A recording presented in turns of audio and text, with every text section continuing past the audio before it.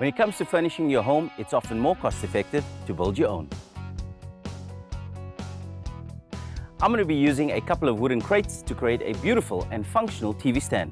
What you'll need for this project is wooden crates, 18mm timber, a cordless drill, a router, a sander, tape measure, wood glue and screws, roller wheels, a paint and roller brush set, as well as stain and chalk paint. So this is our basic layout. I've got all three of our boxes that are placed onto some plywood. I'm using plywood at the bottom as our base just to ensure some more strength, and that's where we'll attach our roller wheels to. Once I've placed the boxes together like this, I'll secure each of them like that. For the countertop, I'm using some laminated pine wood, which will be secured to our crates, and I'm giving it just a slight overlap so it looks like a countertop. But before we can assemble, I'm going to router the edges just to give it a professional look before we can then sand and then stain and then paint.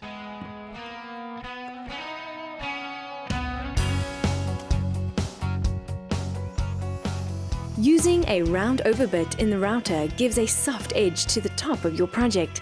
Remember to move the machine in the correct direction and at a steady pace to avoid burning of the wood.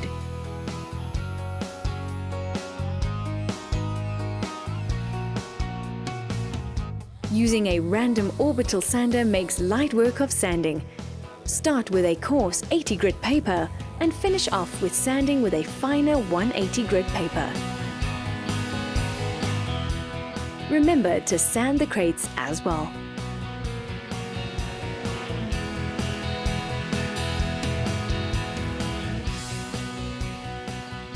Now that I've sanded all three boxes as well as the countertop and bottom, it's time to paint.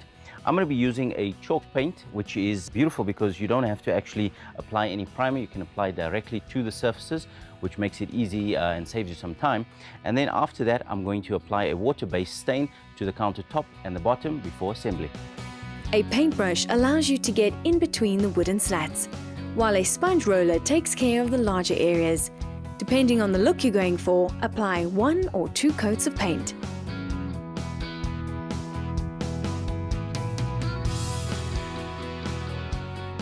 To add contrast to the blue paint, stain the base and top using water-based mahogany tinted wood sealant.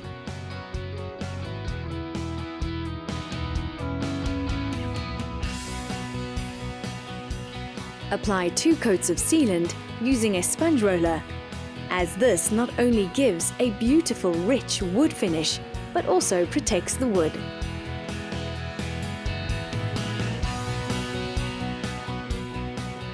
Now that we've painted all our boxes as well as our countertop and bottom, it's time to assemble.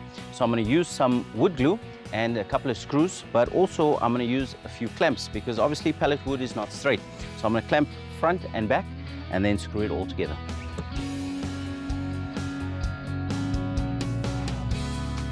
When securing wood pieces together like the crates, it's always a good idea to make use of wood glue and screws.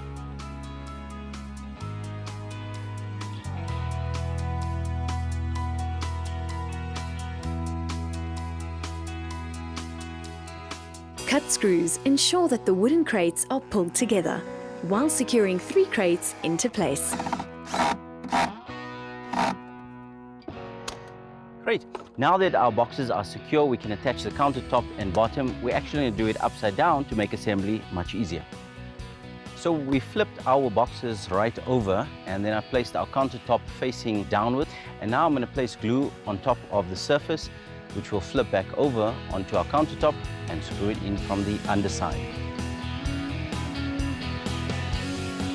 Clamps become your friend when working with wooden projects. Not only do they help straighten bowed wood, but they also help keep the wood in place while securing different pieces of a project together. So now that our countertop is in place, we can apply the base over here. We're going to put down a layer of glue and then screw it from the underside, which is effectively what we have over here. And that way we won't see our screw heads, and I'll also be able to place our wheels appropriately.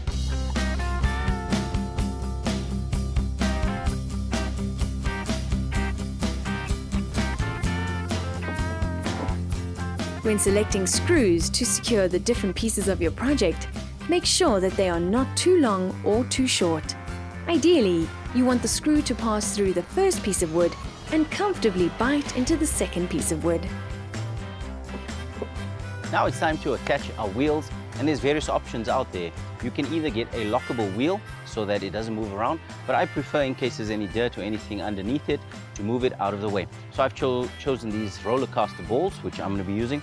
And remember to use a screw like this, which allows you to screw it flat onto your surface, right?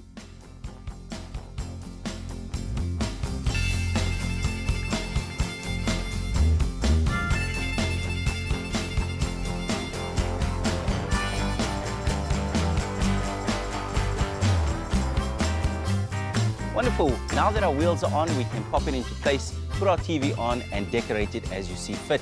But go wild with the stains. There's different options out there, as well as the colors to meet your decor scheme. Remember that with chalk paint comes the option to use chalk paint wax. This protects the paint and enhances the color.